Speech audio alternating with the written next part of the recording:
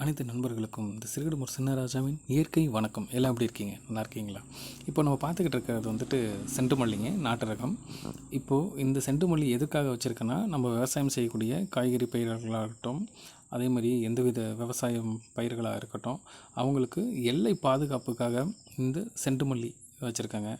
இவங்க என்ன பண்ணுவாங்கன்னு பார்த்தீங்கன்னா, இவங்களுடைய பூவினுடைய நறுமணத்தினாலையும் நிறத்தினாலையும் தீமை செய்யக்கூடிய பூச்சிகள்லாம் அவங்கள நோக்கி கவர்ந்து இழுத்துடுவாங்க.